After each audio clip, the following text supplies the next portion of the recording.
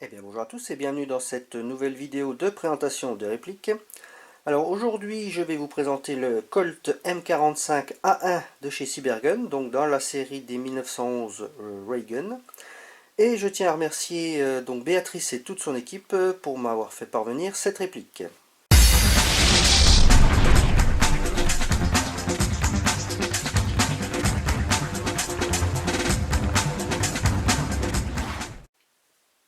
Alors donc on va déjà commencer par la boîte. Donc une boîte en carton avec toutes les informations techniques concernant la réplique, un visuel bien sûr de la réplique. Alors on peut constater que c'est une réplique qui est full métal, qui est blowback et qui fonctionne à CO2, qu'elle a un bax ajustable, que la vélocité des billes à la 0,20 g est d'environ 344 fps, donc une puissance de 1,1 joule, une portée max de 50 mètres, un poids de 976 grammes, une longueur de 22 cm et une capacité du magasin, enfin du chargeur, de 17 billes. Et sinon, donc sur les côtés, vous avez quelques informations légales, donc suivant les pays, donc on va dire des choses habituelles. Alors sinon, à l'intérieur de cette boîte, donc vous avez l'emplacement ici pour la réplique avec son chargeur. Également ici à l'intérieur, je vous montrerai tout à l'heure, donc vous avez un petit sachet de billes plus une clé Allen pour pouvoir monter la sparklette.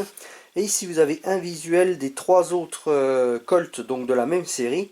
Alors on peut remarquer également les organes de visée de la réplique, vous voyez, ont un petit peu abîmé l'intérieur de la boîte.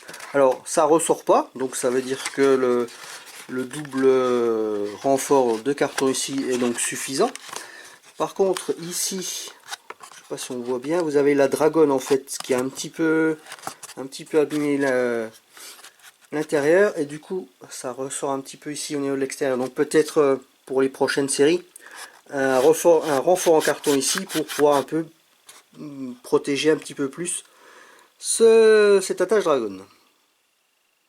Alors donc concernant le contenu de la boîte, donc vous avez bien sûr la réplique avec son chargeur, vous avez une clé Allen comme je vous disais tout à l'heure, donc pour pouvoir percuter la sparklette de CO2, vous avez un sachet de billes, probablement 0,20 g, c'est pas précisé mais vu le poids c'est à peu près ça. Le sachet d'origine était percé, donc en fait toutes les billes étaient au travers du carton, donc vous avez peut-être pu le voir sur la vidéo lors de l'unboxing. Donc du coup j'ai pris un sachet, le sachet en fait qui contenait la clé Allen pour mettre les billes dedans pour pouvoir vous les montrer. Vous avez également un fascicule, donc un guide utilisateur en plusieurs langues, donc en anglais, français, espagnol et allemand, qui vous montre la plupart des actions à faire donc pour pouvoir utiliser la réplique. Donc petite info sur le constructeur de la réplique, bien qu'il n'y ait pas d'informations marquées dessus, mais ici je ne sais pas si vous voyez KWC, donc on peut supposer que en fait cette réplique est également fabriquée par KWC, comme la plupart d'ailleurs des 1911 de chez Cybergun. Donc voilà, du coup on n'a plus aucun doute sur son constructeur. Également, on peut voir que cette réplique bénéficie du Full 5, donc qui est une garantie de 5 ans sur les nouvelles répliques de chez Cybergun. Donc il suffit de vous inscrire sur le site, je crois, pour pouvoir faire courir donc la garantie jusqu'aux 5 ans de la réplique. Également fourni un petit flyer pour pouvoir s'inscrire également sur le site de Cybergun pour avoir des infos concernant donc cette réplique si jamais il y a des upgrades ou ce genre de choses. Alors, concernant maintenant la réplique. Donc c'est une réplique qui est full métal, à l'exception des plaquettes qui sont en plastique. Sinon vraiment tout le reste de la réplique est en métal, que ce soit la culasse, la carcasse, les organes de visée, les contrôles, tout ça, tout est en métal. Alors au niveau du fonctionnement, si vous avez déjà l'habitude avec des 1911, pas de changement, hein, toujours pareil. Donc vous avez le bouton d'éjection de chargeur qui se trouve ici comme d'hab. Tiens, on va profiter pour passer au chargeur. Donc chargeur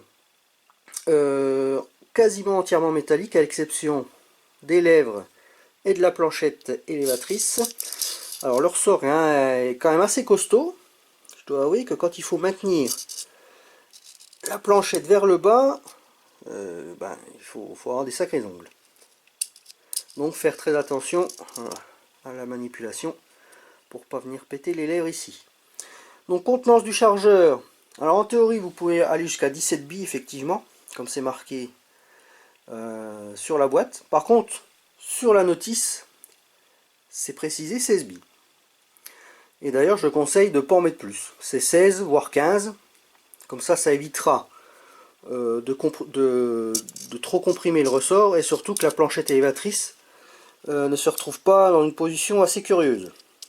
Donc 15 billes, je pense que c'est un bon compromis. Bon, sinon la valve de percussion se trouve ici comme d'habitude.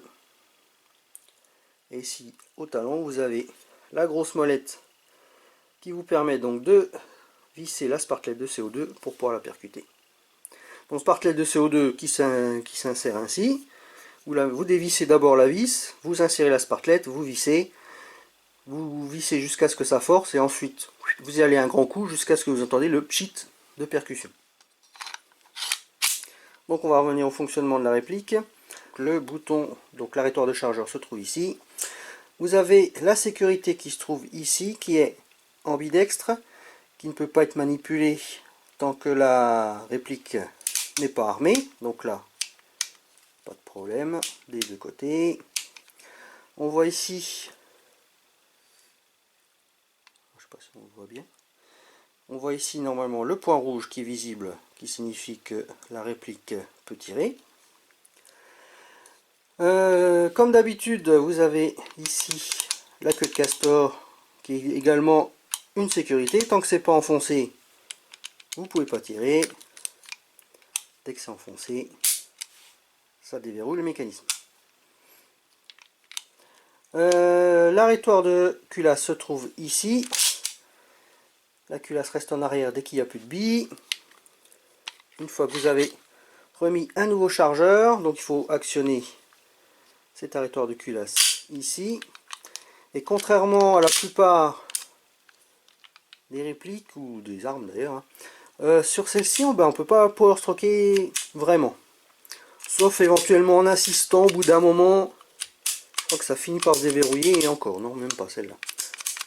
Donc celle-là, il faut vraiment manipuler ici l'arrêtoir de culasse. Au niveau des organes de visée, donc organes de visée non réglables, mais avec, comme vous pouvez le voir, 3 points. Donc la prise de visée est quand même assez instinctive et plutôt efficace d'ailleurs. Vous avez ici l'attache sangle métallique, donc ça c'est pas mal. Alors j'ai eu pas mal de 1911 entre les mains, celui-ci a vraiment pas de jeu. J'ai déjà eu d'autres 1911, d'autres marques, où il y avait un peu de jeu dans la tâche Dragon, mais là, pas de problème, aucun jeu. Donc ça, c'est plutôt pas mal. Alors comme vous pouvez le voir, cette réplique est équipée également d'un rail Picatinny, donc ça vous permettre de fixer des accessoires, donc soit une lampe, soit un laser, éventuellement une poignée, non je déconne.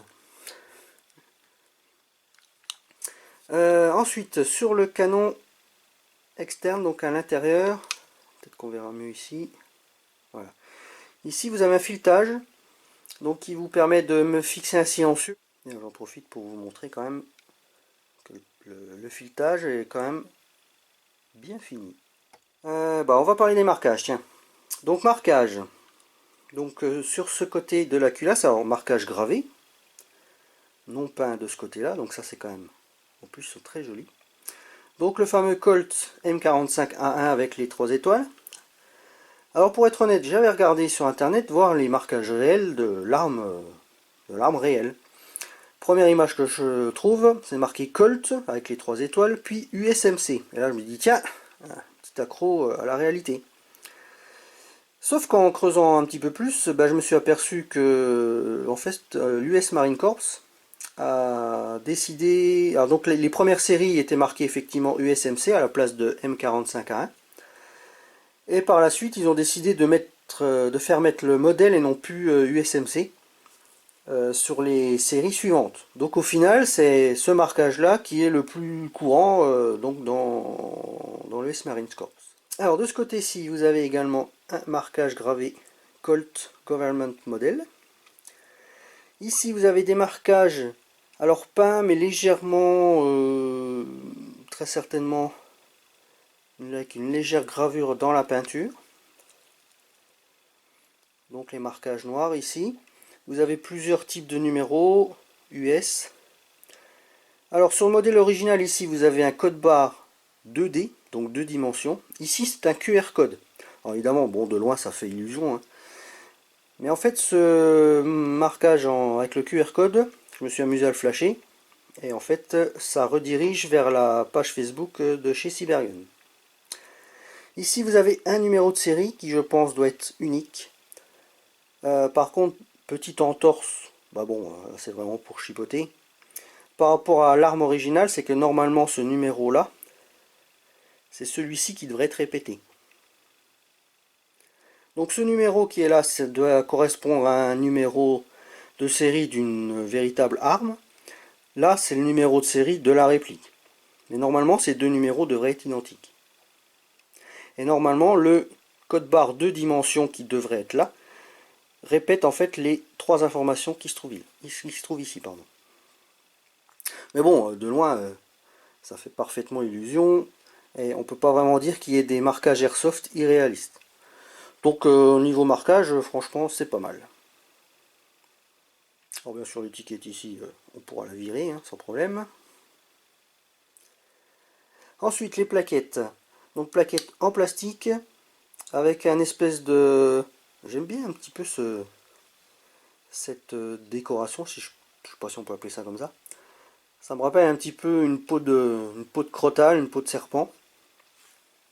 Donc pour le désert, c'est pas mal.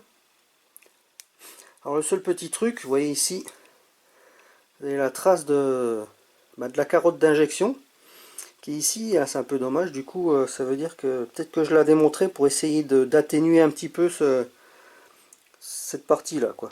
Donc pareil de l'autre côté. Bon là c'est vraiment pour chipoter, hein. On peut facilement rattraper ce truc là. Alors quelques petites incohérences entre guillemets par rapport à l'arme originale. Les vis normalement devraient être de la même couleur que la carcasse. Bon ça c'est pareil, ça peut se repeindre. Le rail Picatinny, bien qu'il fasse la bonne longueur, il devrait y avoir 4 comment ça s'appelle, 4 tranchées, enfin 4 fois ça, quoi. Et surtout, il n'y a pas cette partie creuse ici au milieu. Mais bon, pareil, de loin, ça fait parfaitement l'affaire, quoi. Et pour pousser, on va dire pour pousser le bouchon un peu plus loin, sur l'organe, sur la hausse ici, normalement, ce sont des hausses de marque Trigicon. Donc vous avez Trigicon avec le modèle peint en blanc sur l'arme originale. Mais bon, là, pour des questions de licence, je comprends qu'il ne l'ait pas mis. Et j'ai vu également sur ici sur le canon externe, normalement ça devrait être marqué 45 automatique NH. Là c'est pas marqué. Ouais, c'est pareil, c'est vraiment pour chipoter. Alors pour le réglage du hop-up, pardon, du Bax. Donc il faut démonter la culasse, donc j'ai envie de dire comme d'habitude. Donc il faut déjà retirer le chargeur, il faut armer la réplique.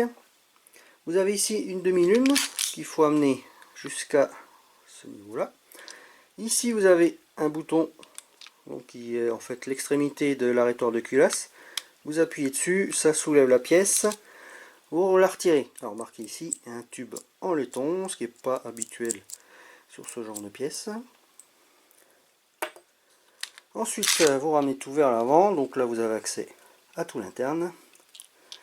Et la molette de réglage du hop-up, je vais vous montrer d'un peu plus près, se trouve juste là. Bon, sinon pour le démontage, hein, truc classique, vous enlevez ici la tige guide avec le ressort récupérateur, vous enlevez cette pièce, ici vous tournez celle-ci Hop, alors là, attention, ici vous avez également un ressort récupérateur qui est autour du canon externe. Donc ensuite vous sortez le tout par l'avant. Voilà. Donc là on voit encore un petit peu mieux le bloc hop-up. Pour le remontage, on fait la manip inverse.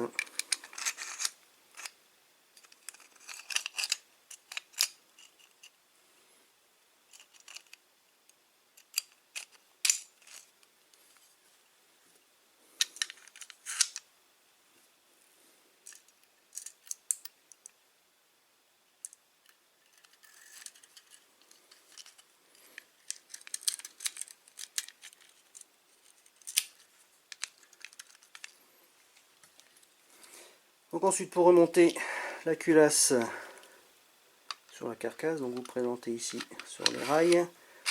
Voilà, vous appuyez sur le petit teuteux qui se trouve là pour pouvoir passer la culasse. Une fois que c'est fait, vous reprenez l'arrêtoir, vous le présentez sur son emplacement.